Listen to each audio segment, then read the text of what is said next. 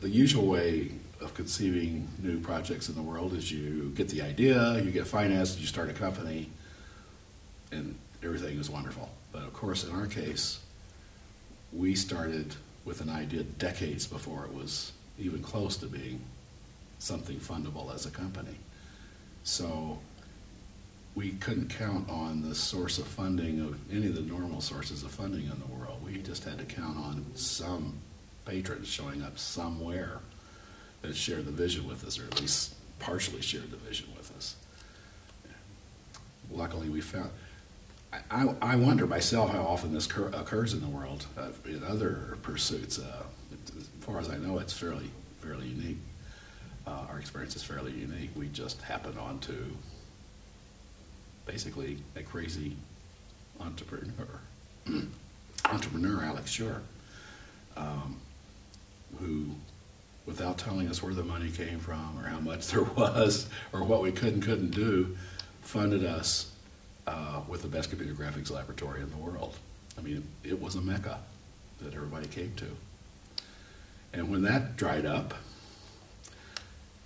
and by the way, Alexander Shore, we had three patrons, of course, Alexander Shore, George Lucas, and famously Steve Jobs. Two of those three became billionaires off of what we contributed to them.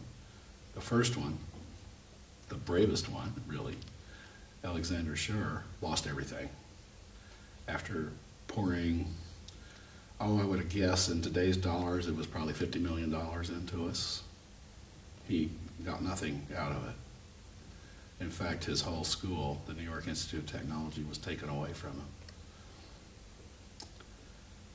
Then, much to the surprise of Ed and me, it wasn't Disney that we, all through this, we thought the only people that can really do this are Disney. It was Disney. Why aren't they showing up? Even after we knocked on their door every year, they wouldn't show up and say, let's go. So, luckily, George Lucas showed up, much to our surprise. But we knew immediately, oh, he knows how to make movies, and he's wealthy from the Star Wars franchise. This might work. And it did. We were sailing along. We got to be in the movies. We didn't get anywhere close to making our movie, the first completely computer-generated movie. George still showed no interest in that. Didn't believe we could do animation. And but by then, we were approaching the place where you could actually start a company, and that's when we did start a company. Even then, it wasn't normal. It wasn't. I mean, we found out it wasn't normal because Ed and I hit every venture capitalist known. Sand Hill Road is this famous street in Silicon Valley in Palo Alto, lined with venture capitalists. People die to get through the doors, even one of those. And Ed and I were blessed because we were from this sexy company, Lucasfilm. We got into every venture capital firm there was to give our pitch. But we did not fit. After 30 different VCs turned us down, we fully understood that we were not at all at the stage of funding that a typical venture capitalist was interested in. They want you when you need seed money. You're nascent. Well, we're far beyond nascent. We already had a piece of hardware called the Pixar image computer, and we had 40 people. We weren't a seed money startup, and we weren't even first or second round capitalization type startups. There are specialties in the venture capital world like that. So we had to go. We thought, well, let's go to a large corporation. Maybe one of these large corporations will fund this idea. And we checked out at least, I think it was 12, I got a list of them at home. I think there are 12 different corporations, large ones, that we sought partnerships with. Strategic partnerships was the buzzword we used. And General Motors, I think most people are kind of surprised to find this out, but General Motors, the H. Ross Perot branch of General Motors, almost funded us in collaboration with Philips of the Netherlands. We got so close to funding that we all thought it was a done deal. I remember being in a boardroom in the Phillips building in Lower Manhattan, way up in the 40th floors somewhere, around one of these gigantic executive board tables. There were about 20 people, half of them attorneys. Ed and me and our attorney, Lucasfilm and their attorneys, General Motors and their attorneys, and Phillips and their attorneys. And it was perhaps one of the most stressful days of my life as the negotiations happened during the day. And they would often jam, and finally we would watch the attorneys pull out a way to loosen the log jam, and the negotiations would go on and on and on. And at the end of this incredibly stressful day, it had worked. Everybody stood up, everybody's smiling, the hands are being shaken. It's a done deal, except the attorneys still have to write the documents and have them signed. But not in this case. In this case, on the same day that we were having the meeting in downtown Manhattan, H. Ross Perot was in uptown Manhattan telling the board of directors they were fools. And that news broke the next morning in the Wall Street Journal. And everybody knew that anything that had to do with General Motors and H. Ross Perot was dead. Our deal was wiped out overnight. And that's, we were frantic. We had tried every idea we could think of to raise money. Every venture capital firm, a dozen strategic partnerships. And that's where so Lucasfilm was going to give up on selling us off, and would just fire us. That was the horror we were facing. And I decided we would call up Steve Jobs and tell him to make his deal again. He had come in somewhere in this financing game and run a lowball number past Lucasfilm that was 1/3 of what General Motors was offering. So the Lucasfilm people just laughed him out of the office, right? Ed and I called him back up and said, everybody's desperate. Just make the same offer again. We think everybody will go for it. Lucasfilm will go for it. We'll go for it. I mean, we were looking for it. His level of financing was good enough in our eyes. And that's when we got the funding for our startup company. So, not easy. Could we have seen that it was going to be this hard? Of course not. It was one of my few experiences in the business world, and it was hard. I'm not sure I could go through such a, well, I did start a second company. I've done it twice now, but I don't think I could do it again. It's really hard starting companies. But it is the source of funding in America, and if you can pull it off, you can pull it off. It's one of the amazing things. Even a couple of computer nerds with how to start company books, which is what we did, can do it if the idea is good and if you can talk somebody into giving you the money. That's pretty wonderful. I guess I should remind you that what we had when we started Pixar wasn't a movie company.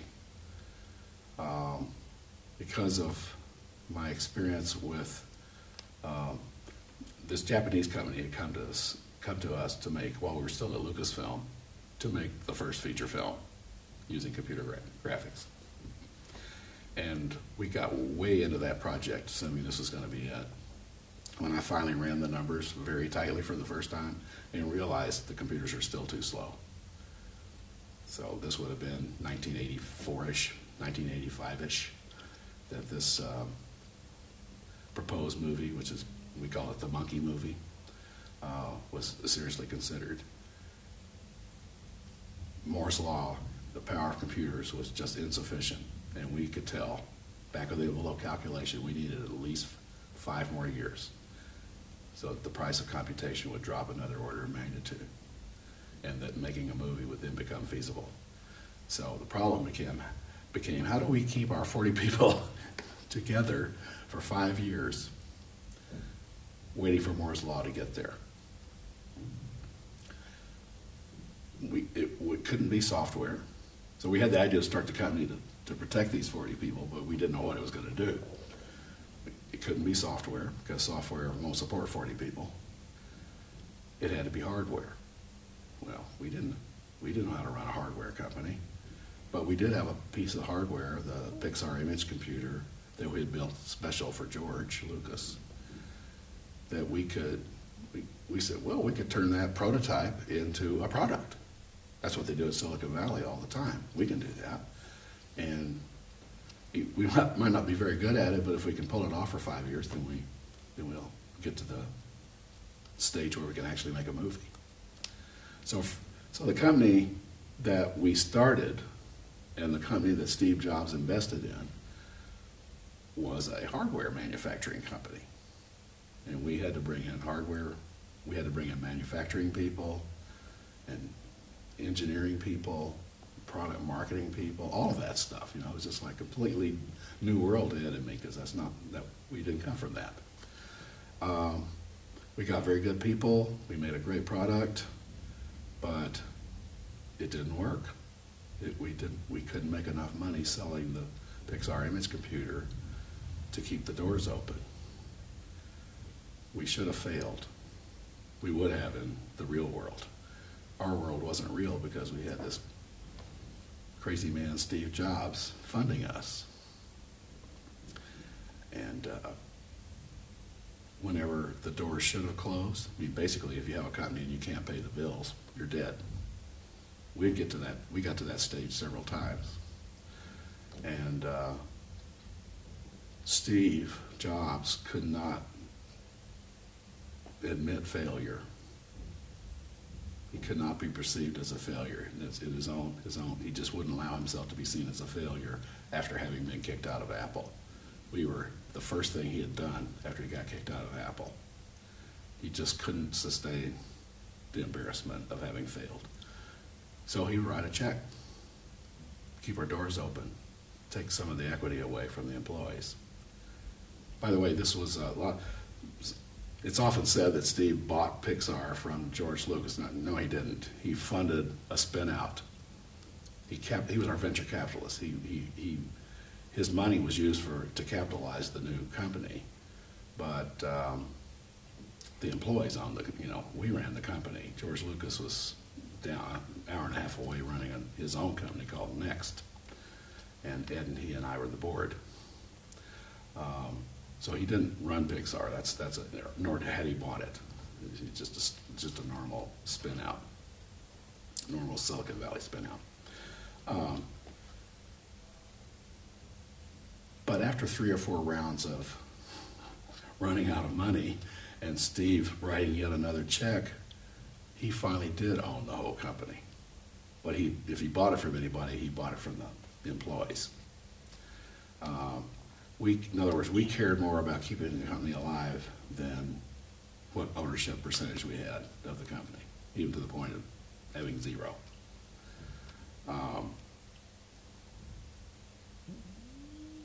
And 5 years passed. Moore's Law went up by a factor of 10, as it always does. And Disney knocked on our door at that point and said, let's make that movie. And that's the point when Toy Story happened. So somehow, by a mixture of money from 3 major sources, delivered to us in a fascinating number of different ways, and for different reasons. For example, embarrassment. We kept this group, this amazing group that we had assembled together and alive, and got to the point where we could actually do Toy Story, and finally reach our destiny, which this is the famous one that everybody knows now. Steve Jobs made me leave. We had a horrible argument. It's called the whiteboard incident. I could tell you the story, but it'd take a while. It's in Walter Isaacson's book if you're interested. There's a several-page description of this face-off. It was ferocious.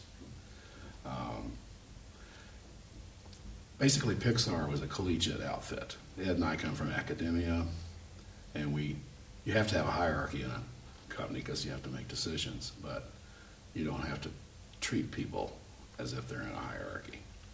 Everybody's opinion matters.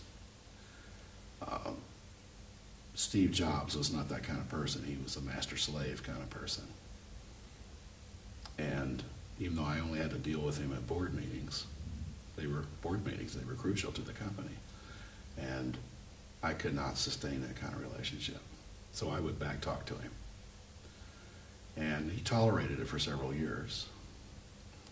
But at one board meeting, he just blew up and turned into a street bully and said ugly things to me. And I went into a rage.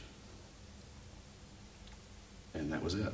I'd seen his colors, and I couldn't have him in my life any longer. But I stayed at Pixar for another year till I was sure that Toy Story was going to be a go, which was the whole dream, right? And then I started my second company it was a spin out of Pixar with Steve Jobs' money, by the way. he was always good for the money, but personally, well, we could not stand each other.